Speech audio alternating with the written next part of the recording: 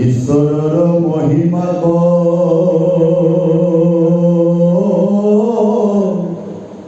কৰিলো বৰ্ণনা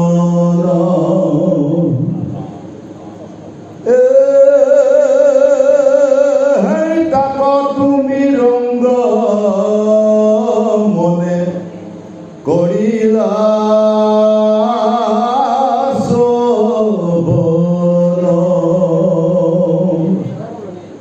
কালৰ প্ৰভাৱ সমে জীৱৰ সংসাৰ কহুৱা বেটা কবে শুনা পূৰ্ণ বাৰো কালে ইটো লোক সমস্তকে চলাবয়ো তবু তাৰ বিক্ৰমক কেহু নুবুজয় বায়ুৱে মেঘক যেন ভ্ৰমাৱে শূন্যত তবু নুবুজয় মেঘে বায়ুৰ মহত্ৰ সুখ পাইব বুলি নানা কৰয় পয়াস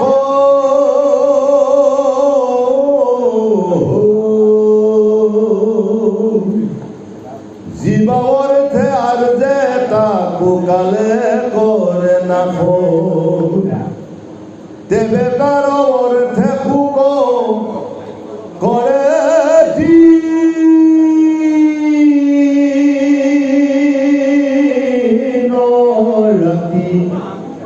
কালৰ বিক্ৰমতাক বুজিবা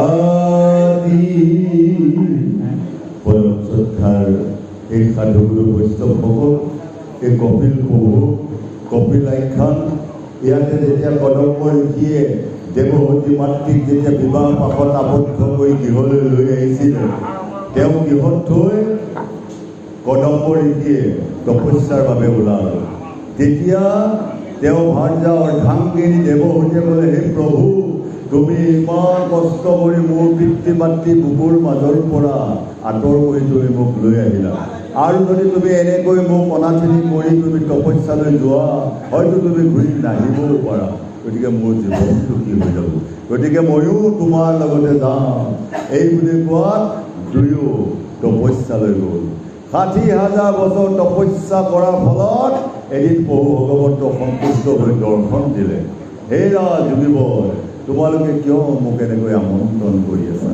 তেতিয়া কদম্ব ঋষিয়ে ক'লে প্ৰভু আপোনাৰ দৰে এটা সন্তান পাবৰ কাৰণে তোমাক তপস্যা কৰি আছিলোঁ তথাস্তু এই বুলি কৈ তেওঁ অন্তৰ্ধান হৈ গ'ল আৰু লগে লগে দেৱহতী মাতৃ আৰু কপিল আৰু কদম্ব ঋষি আহি সহবাসত প্ৰভু ভগৱন্ত কপিল প্ৰভু নামেৰে এটি খুব সুন্দৰ ভগৱানৰ অংশ সন্তান লাভ কৰিলে সেইকাৰণে এই গোসাঁনীসকল মনুষ্য জনম লৈ যদি আমিও নিয়ম নীতি বাৰ পল চাই যদি সন্তান জন্ম কৰিব নোৱাৰোঁ আমিও সেই সন্তানৰ পৰা এদিন পলাই ফুৰিব লাগিব আৰু যদি ঈশ্বৰক অৰ্পণ কৰি যদি এটা ভাল কাম কৰা হয় সেই ফলৰ দ্বাৰা আপুনিও শান্তি পাব গাঁওখনো শান্তি পাব অসমখনো শান্তি পাব বুলি আজি আমাক সুন্দৰকৈ বুজাই আছোঁ মানৱ জয় জগন্নাথ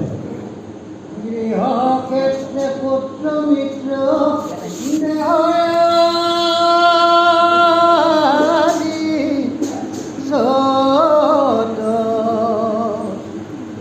এইটো সবে মিছা পৰ মাথ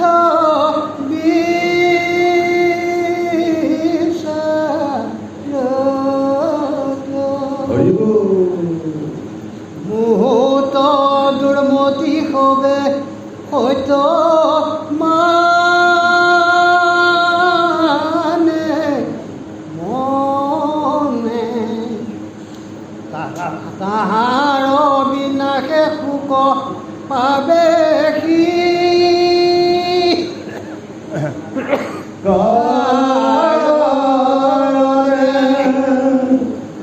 ঘোৰ সংসাৰত যেই জুনি যাই নাহিবীৰ কতি তৈতে সুখ পাই নাৰকী শৰীৰ পাই বিস্থাৰ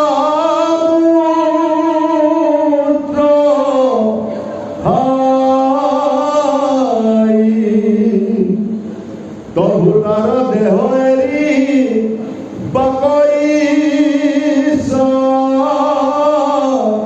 নাই। সেই গোসাঁইসকল গৃহ ক্ষেত্ৰ পুত্ৰ মিত্ৰ দেহ আদি যত ইটো সবে বিচাৰ পৰমাৰ্থ বিচাৰক। সেইকাৰণে ল'ৰা ছোৱালী পুত্ৰ ভাজা নাতি বোৱাৰী সকলো বিচাৰ।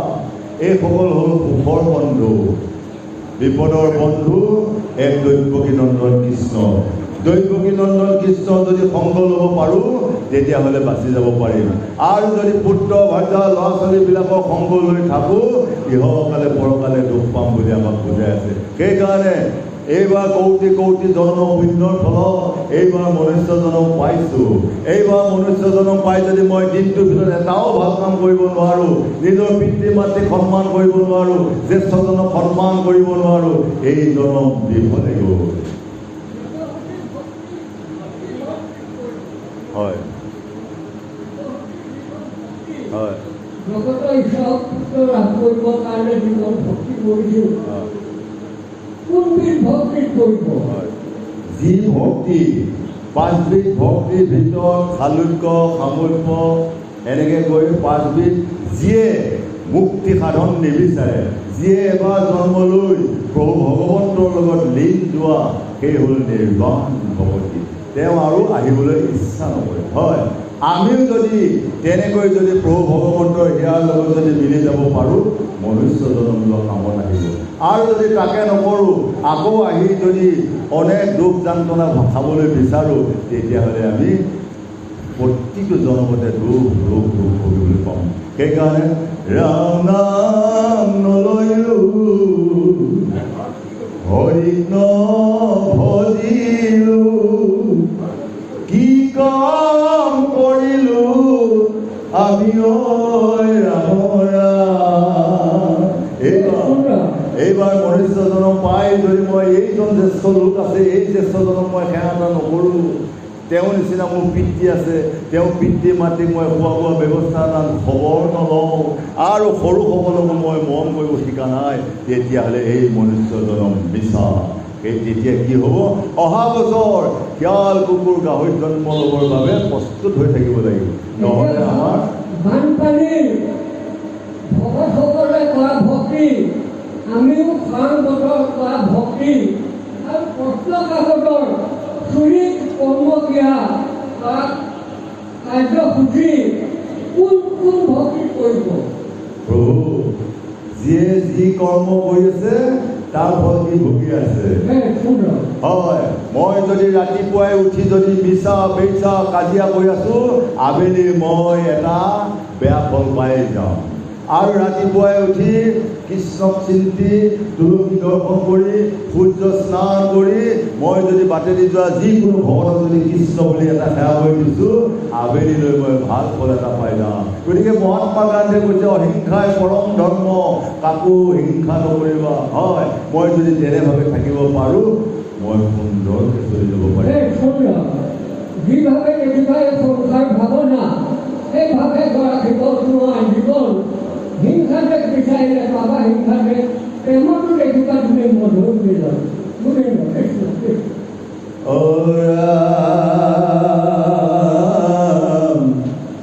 বিষ্ণুৰ মায়াই অতি কৰিছে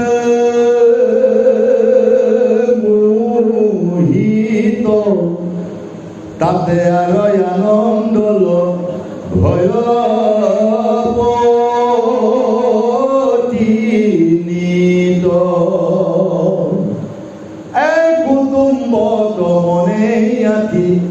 কৰিয়া শকতি বৃদ্ধ সেৱাহীন ভৈল জীৱন দুৰ্মতি। আমি যেতিয়া ডেকা হৈ আছিলো দৌৰি দৌৰি যিকোনো কৰ্ম কৰিবলৈ সুবিধাপন হৈছিলে, আৰু যেতিয়া তেওঁৰ নিচিনা বৃদ্ধ হৈ আহিলোঁ, এতিয়া ভাৰতখন দাঙিব নোৱাৰা হ'লোঁ, ভক্তি কৰিব নোৱাৰা হ'লোঁ, হৰিনাম হৰিকীৰ্তনলৈ যাব নোৱাৰা হ'লোঁ, ল'ৰা ছোৱালীয়ে বোৱাৰী বায়ো নামানা হৈ গ'ল। সেইকাৰণে এই গোসাঁনীসকল যদি মনুষ্য জনম লৈ যদি ভাল কাম এটাও কৰিব পৰা নাযায়, জন্তুটো ডাঙৰ খাবৰ কাৰণে প্ৰস্তুত হৈ থাকিব লাগিব। হয়, হে ৰাম ৰাম মানৱী জনম লভিয় নাই, ভাৰতলৈ আহিলি হৰি বিনে গতি নাই, নাই তাকো নাজানিলি। এতিয়া বয়সৰ এতিয়া জন্ম তাৰিখৰ পৰা ধৰিম নে যিদিনাৰ পৰা গুৰুমুখী হৈছোঁ সেইদিনাৰ পৰা ধৰিম। ধুনীয়া। যিদিনাখনে মোক মোৰ মায়ে দেউতাই এজন উপযুক্ত গুৰুৰ ওচৰত নি সৎ ভজন দীক্ষা আশ্ৰয় দিছিলে, সেইদিনাখনৰ পৰাই মই ধৰিব লাগিব। সেইদিনাখনৰ পৰা যদি মই কিবা ভুল কৰি যাওঁ, সেইটো শিলৰ ৰেখা কৰ্তন নহয়। তাৰ আগলৈ যদি মই কিবা অজানিতভাৱে কিবা ভুল কৰিছিলোঁ, সেইটো নামেই কটা যায়। কিন্তু সেইকাৰণে কৈছে গুৰুই দিলে পাই, গুৰুই নিদিলে পায়। যেহি গুৰু সেই কৃষ্ণ ভজা নিষ্ঠ কৰি। আপোনাৰ মাজতে আছে, ভকতৰ মাজতে আছে আপোন শ্ৰী হৰি। যদি মই গুৰুক চিন্তা কৰি গুৰুক যদি মই ভগৱান বুলি মানিব পাৰোঁ, তেতিয়াহ'লে মানৱীজনক সুন্দৰ। জয় জগন্নাথ।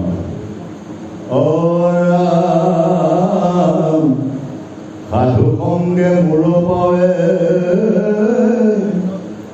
নকৰে ভকতি, এমন সংসাৰে ভ্ৰমে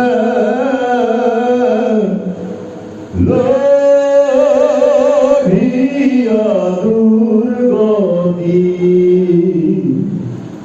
যেবে ভাৰ্যা পুত্ৰ ভৃত্র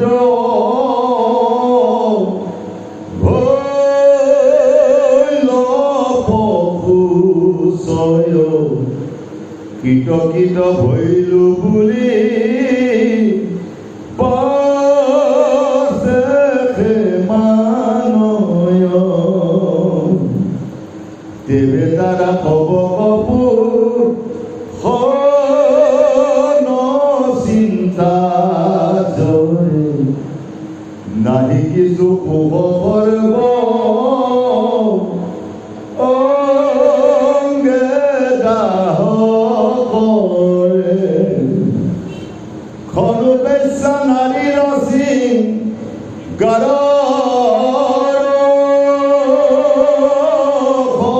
পায়, ভুলে আর রাত পরে কিছু নাই।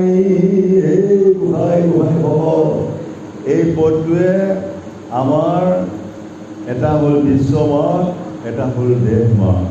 বিশ্বমাৰ্গত এহাল পুৰুষ প্ৰকৃতিয়ে যিভাৱে ভক্তি কৰি ঈশ্বৰ সেৱা পূজা কৰিছে, ভালভাৱে কৰিলে প্ৰভু ভগৱন্ত সন্তুষ্ট হয়, বেয়াভাৱে কৰিলে প্ৰভু ভগৱন্ত সন্তুষ্ট নহয়। আৰু এই দেহমাৰ্গত কৈছে যে মই এজন গুৰুৰ ওচৰত শৰণাপন্ন হ'লোঁ, আশ্ৰয় ল'লোঁ, আকৌ যদি মই তেওঁক বাদ দি বেলেগ এজন গুৰুৰ ওচৰত শৰণাপন্ন হওঁ, তেতিয়া মোক কৈছে বেশ্যা নাৰী। গতিকে তেনে কৰ্ম কৰিলে ইহকালে পৰকালে দুখ পায়। এই মনুষ্য জীৱন বহু কোটি পুণ্য জনমত পালোঁ। আজি কপিল প্ৰভুৱে মাক দেৱহূতিক বুজাই আছে। মাক দেৱহূতিক বুজাই থকা মানে আপোনাৰ বহুত ধুনীয়াকৈ বুজাইছে। আপোনালোকে আজি সকলোৱে দেৱহূতি মাতৃ, দেৱহূতি মাতৃক কপিল প্ৰভুৱে সুন্দৰ জ্ঞান ভক্তি তত্ত্ব কথা কৈছে। হে মা, এই পৃথিৱীত জন্ম লৈ কি কৰ্ম কৰিলে মনুষ্যই গতি পায় আৰু কি কৰ্ম কৰিলে অধোগতি যায়, মই তোমাক কওঁ, তুমি বঢ়িয়াকৈ শুনি যোৱা। আজি ঠিক তেনেকৈ ছোৱাল পুত্ৰৰ শুনি মধুৰ বচন, দুখে গৃহে সুখ মানে থাকে সৰ্বক্ষণ। গতিকে আজি এই ছোৱাল পুত্ৰ বুলি যদি ভাবা যায়, এই সৰু ল'ৰাটোৰ কথাখিনিকে শুনিমনে এই বুলি যদি ভাবা যায়, অধোগতি যায়। আৰু সেইদৰে যদি কৃষ্ণ অৱতাৰ বুলি তেওঁ কথাটো সভ্যকৈ যদি মানি লোৱা যায়, ইহকালে পৰকালে শান্তি পায় বুলি আজি আমাক সুন্দৰভাৱে বুজাই আছে। জয় জগন্নাথ। মাতক। দুখ সুখ গৃহে সুখ মাৰি থাকে সৰ্বক্ষণে, ছোৱাল পুত্ৰ শুনি মধুৰ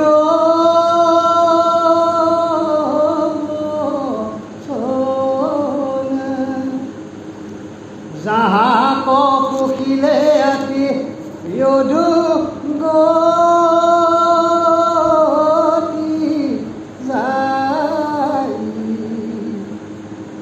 সম্বাক পুখে আদি কৰিয়া নাই, যেবে দেখে আপোনাৰ অৰ্থ ভৈল ক্ষয়, পৰৰ ধনক দেৱে মনত বাঞ্চৰ, এহিমতে যুৱা কাল বিফলে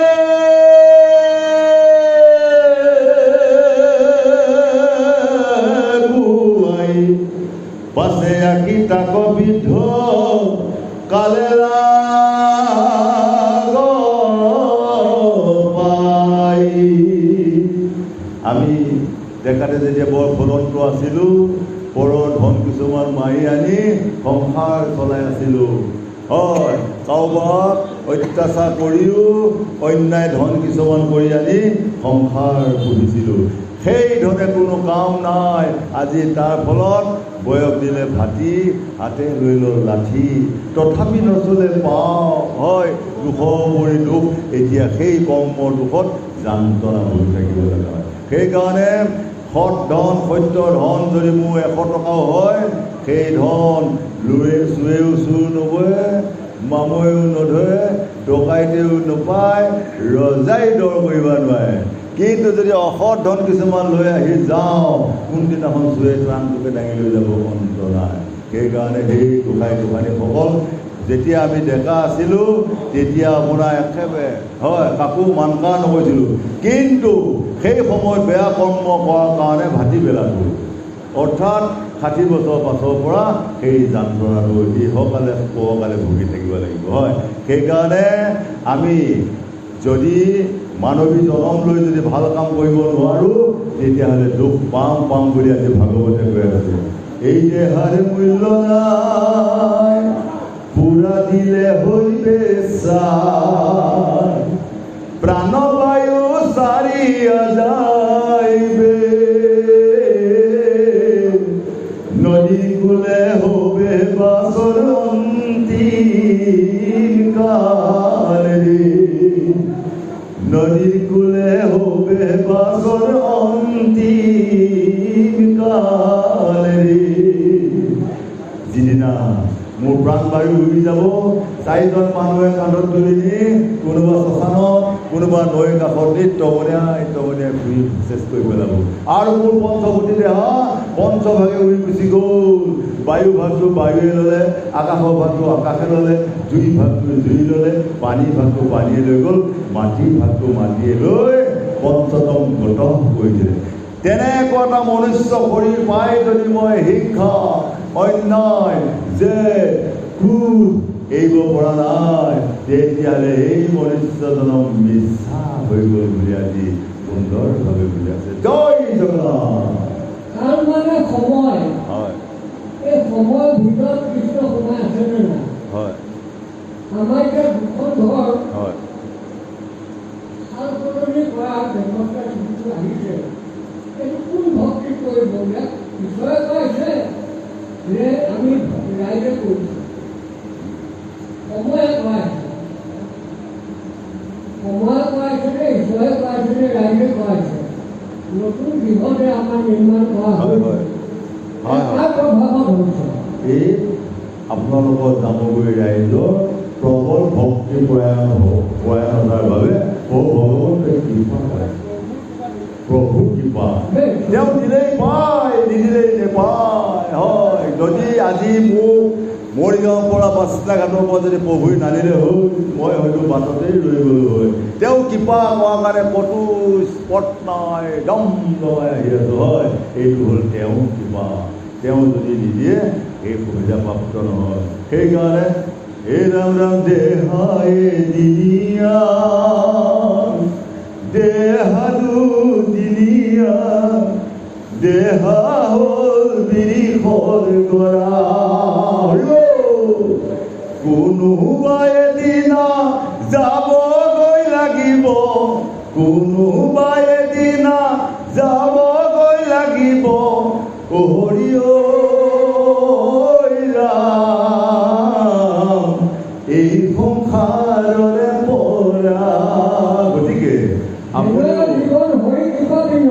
হয় পৰিৱেশপূৰ্ণ জন একোৱে নিশিতে নিশাচম্ব কৰে জানি পাহা বুঢ়গণ হয় কৃষ্ণৰ কৃপাতেহে সকলো গছপাত এটা লগ সমস্ত যত জীৱ তত জীৱ গতিকে যদি কৃষ্ণ অবিহনে মই এটাও কাম মই কৰিছোঁ বুলি কওঁ মোৰ নিচিনা অপৰাধী নাই সেইকাৰণে এই সুন্দৰ দেহাটোক আমি সযতনে ৰাখি সাধু গুৰু বৈষ্ণৱৰ সেৱা কৰিবৰ কাৰণে আমি ব্যৱস্থা কৰিব লাগিব আৰু যদি তাকে নকৰি জধা মধা কৰ্ম কৰোঁ যমদূতৰ কাল খোৱা খপোৱা বেংকা মোৱা তেওঁসকলৰ টাঙন ল'বলৈ সাজু হৈ থাকিব লাগিব বুলি আজি সুন্দৰভাৱে কৈছোঁ জয় জগন্নাথ কুটুম্বক কুচিবাক নাহি কেশ কটি নিশ্বাস কাঢ়িয়া পৰি আকৌ দুৰ্মতি আৰ্যাপুত্ৰে পূৰ্বৱতে নকৰে আদৰ অল্প বচনতে তাক কৰে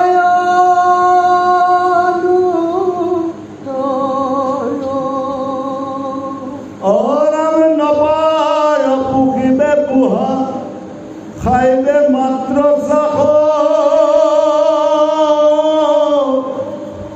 এভু কি কাৰণে পোহা মৰিয়া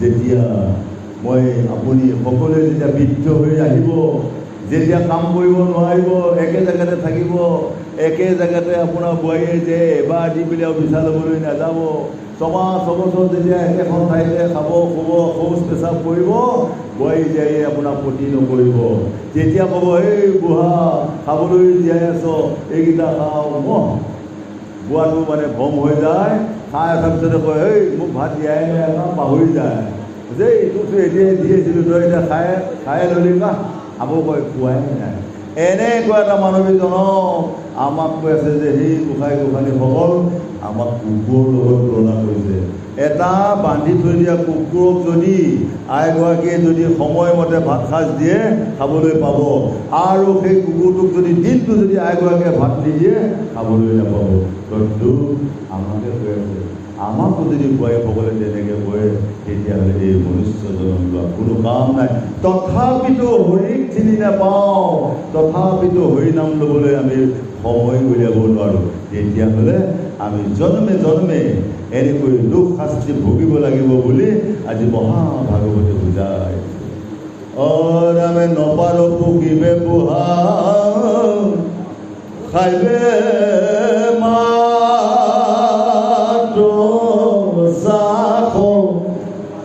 এই ভুকি কাৰণে বুঢ়া মৰিয়া নযাব এই মতে সৰ্ববাণী ভুলিয়া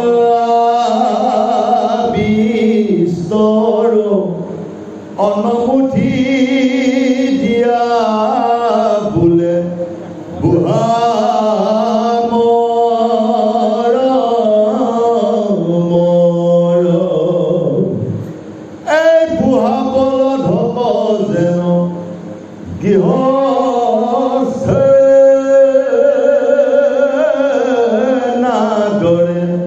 তাকো ভাৰ্যা পুত্ৰ হবে সেই মতে কৰে। দেখিছে, এঘৰ মানুহক এহাল বুঢ়া গৰু, সেই গৰুহালক জন্মৰ পৰা শিকাই হাল বাই বাই এটা সময়ত যেতিয়া বৃদ্ধ হৈ গ'ল, গৰুহালে হাল মাৰিব নোৱাৰা হ'ল, তেতিয়া সেই গৃহস্থই গৰুহালক আদৰ নকৰে, য'তেই থৈ ত'তেই থৈ দিয়ে। যি হাল নতুনকৈ উঠাই লৈছে হাল বাল আৰু মই গাড়ী টনা চব কাম কৰিব পাৰে, সেই হালক ঘাঁহ কিনিও খুৱাইছে, চাপৰো খুৱাইছে, চব যত্ন কৰিছে। কিন্তু যি হাল বুঢ়া গৰু একো কৰিব নোৱাৰে, সেই হাল গৰুক প্ৰতিপালন কৰা নাই। আমাকো কৈ আছে, সেই গোসাঁই গোসাঁনীসকল, আমিও যে বৃদ্ধ হ'লে যে একো ইনকাম কৰি দিব নোৱাৰোঁ ধন টকা পইচা, আমাকো তেনেকুৱা কৰিছে। গতিকে সেই গোসাঁই গোসাঁনীসকল চাই চাই বুলিবা ভাত, দেহৰ ভিতৰত খালালমা আছে, পিছলি পৰিবা ঘাঁহ, দুদিনীয়া বেঙেনা বাৰী, বেঙেনা যাব গা যোগাৰী। গতিকে আজি বৰ ধুনীয়া ষ্ট্ৰং হৈ আপোনাৰ ধুনীয়া ধুনীয়া কথা কৈ বলৱন্ত হৈ আছোঁ। যিদিনা দাঁত চুলি সৰি যাব, যিদিনাখন আগুৱাই যাব নোৱাৰিম, সেইদিনাখনে বুজি পাম যে মনুষ্য জন্মৰ কিমান কষ্ট। সেইকাৰণে আমি সকলোৱে খাওঁতে শুওঁতে হামিয়ে হেকটিয়ে পঢ়োঁতে পিছলোতে যদি কৃষ্ণৰ নাম ল'ব পাৰোঁ, ইহকাল পৰকাল আমি শান্তি পাম বুলি আজি মহাভাগৱতে বুজাই আছোঁ। জৰা ৰোগে শৰীৰক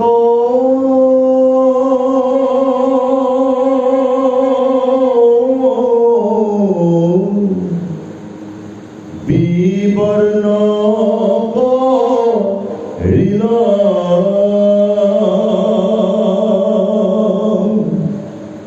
মাথাৰ পকিল চুৰি দৰ্শন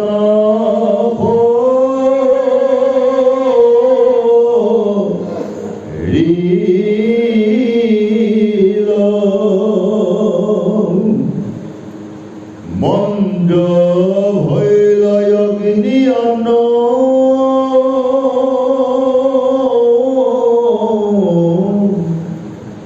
পানু ন যায় ক্ষয়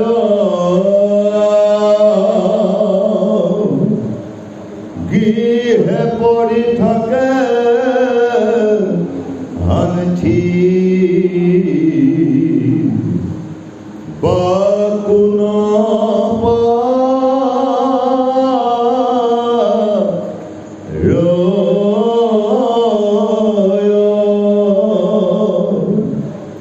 বায়ুৰ বেগত দুই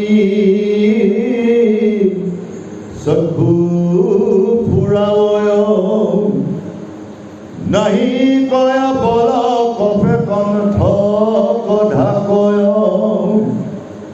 পাৱে মহাদুখ হুৱে হতাশ হব চুৰ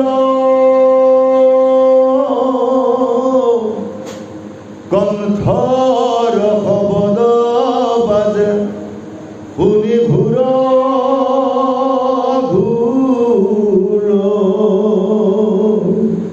যেতিয়া এদিন মোৰ চকুৱে দেখা নোপোৱা হওঁ, যেতিয়া দাঁত খোবাও পৰিব, কাণেও নুশুনা হওঁ, চুলিও পকি যাব, ভৰিও আগেই নোযোৱা হ'ব, তেতিয়া মই অনাথ হৈ পুত্ৰ ভাৰ্যা ল'ৰা ছোৱালীৰ পৰা মই বহুত অনাথিনী হৈ যাওঁ।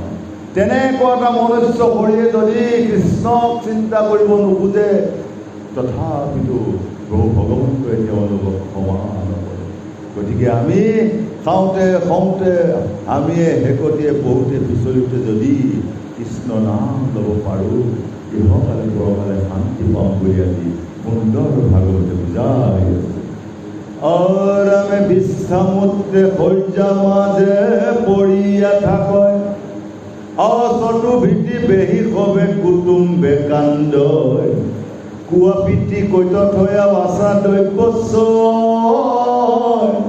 কালৰ অধীন হৈয়া উত্তৰ নদয়, এহি মতে কৃষ্ণ সেৱা এৰি দূৰা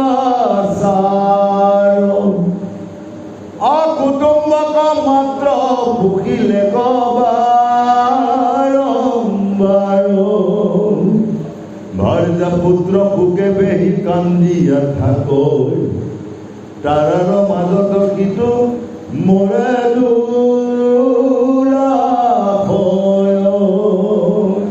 আপুনি মই যেতিয়া মোৰ কৰ্ম বেয়া হ'ল বিষ্ঠা মুঠত পৰি গেলা পচা গোন্ধলৈ তাতে খাইছোঁ শুইছোঁ তাতেই পৰি আছোঁ কিন্তু আপোনাৰ নিজৰ অৰ্ধাংগিনী ভাৰ্যাগৰাকীও এদিন যাব দুদিন যাব তিনিদিন যাব তাৰপৰাও নেযায় তালৈ গ'লে গোন্ধ পাব আৰু আপুনি মই এনেকুৱা সন্তান কিছুমান জন্ম কৰি থৈ দিছোঁ তেওঁলোকে মৃত্যুৰ আগে আগে কৈছে হেৰা পিতৃ কোৱা তোমাৰ ধন টকা পইচা ক'ত আছে একাউণ্টবিলাক দিয়া কাৰণ জানি আছে যে আৰু বেছি দিন নাই আৰু গতিকে মৃত্যুৰ পাছত হয়তো ধনবিলাক নাপাবও পাৰোঁ জীয়াই থাকোঁতেই চাবি কাঠি বিচাৰি আছে এনেকুৱা সন্তান আমি জন্ম কৰি থৈছোঁ আৰু যেতিয়া মই পঢ়ি আছোঁ সকলোৱে আহি কান্দি আছে আহি দেউতা কি মুখতেই অভিনয় হয় আপুনি মই যোৱা পাছত 1 ঘণ্টাৰ পাছত আৰু কান্দা কুটা নাই হয় এনেকুৱা এটা মানৱ জীৱন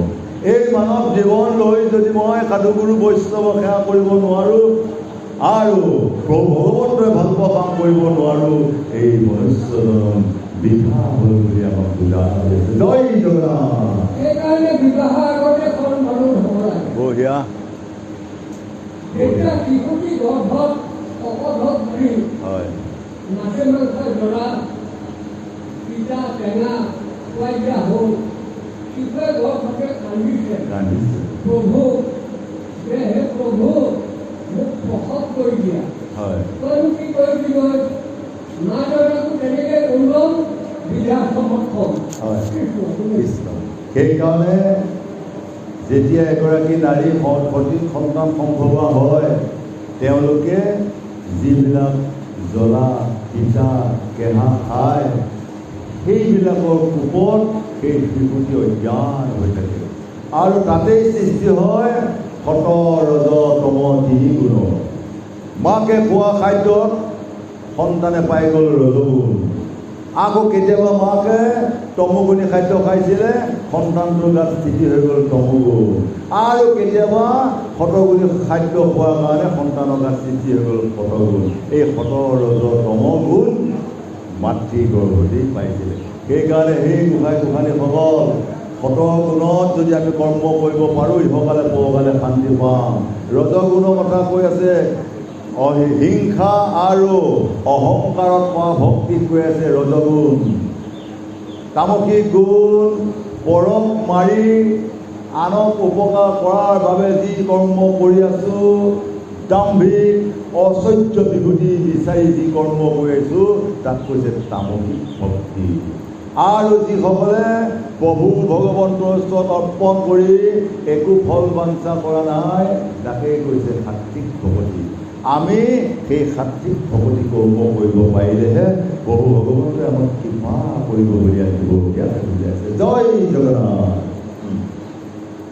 এই বেলা আছে দুয়ো